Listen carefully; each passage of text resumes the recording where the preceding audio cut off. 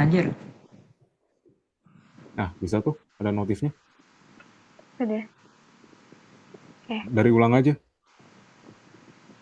Oke, gitu ya. Ya, Oke, cek cek.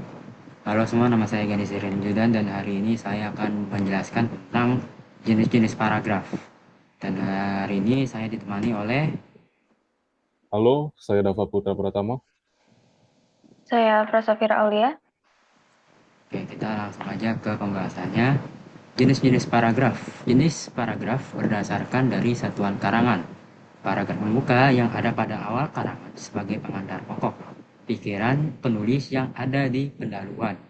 Paragraf isi yang menguraikan pokok masalah dalam karangan, yaitu bagian isi atau uraian karangan. Penutup, paragraf yang menyimpulkan atau mengakhiri sebuah karangan. Lalu ada jenis berdasarkan dari posisi kalimat topik dalam paragraf. Yang pertama, deduktif. Paragraf yang menempatkan topik pada awal paragraf. Contoh, kemuannya sulit untuk diikuti dalam rapat sebelumnya. Sudah diputuskan bahwa dana itu harus disimpan dulu. Para peserta sudah menyepakati hal itu. Akan tetapi, hari ini ia memaksa menggunakannya untuk membuka usaha baru. Yang kedua ada induktif.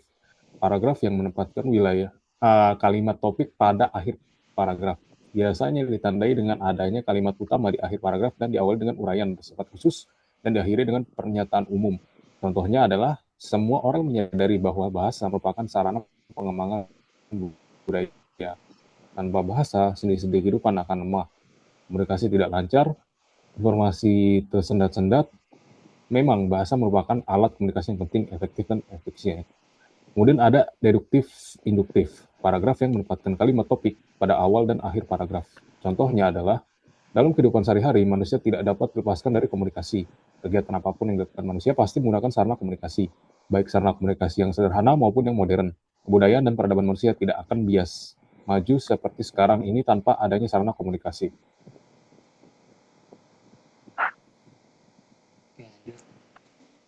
Kemudian jenis berdasarkan dari posisi kalimat topik dalam paragraf. Paragraf ineratif adalah jenis paragraf yang meletakkan kalimat topik pada tengah paragraf.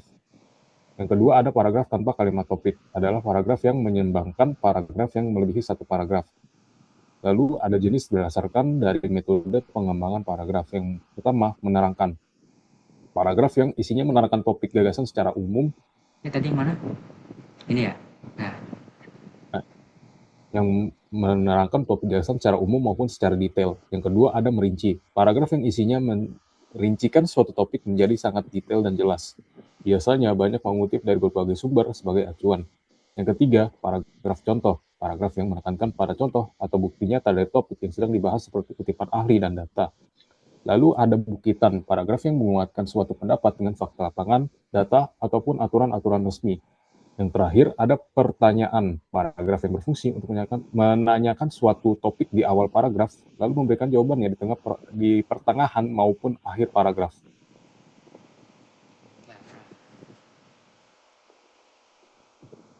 Lalu ada jenis berdasarkan dari metode pengembangan paragraf.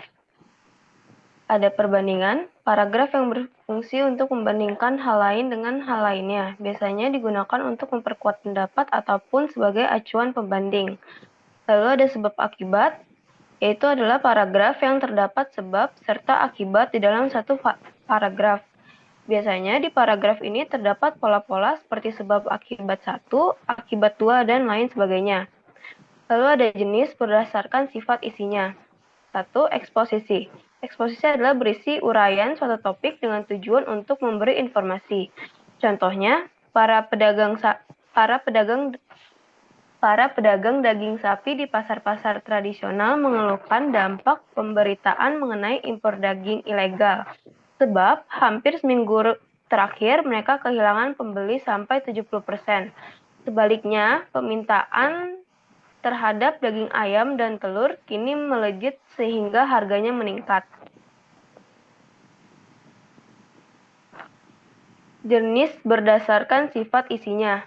Ada argumentatif, yaitu bertujuan membuktikan kebenaran suatu pendapat atau kesimpulan dengan data atau fakta konsep sebagai alasan atau bukti. Contoh, Sebagian anak Indonesia belum dapat menikmati kebahagiaan masa kecilnya.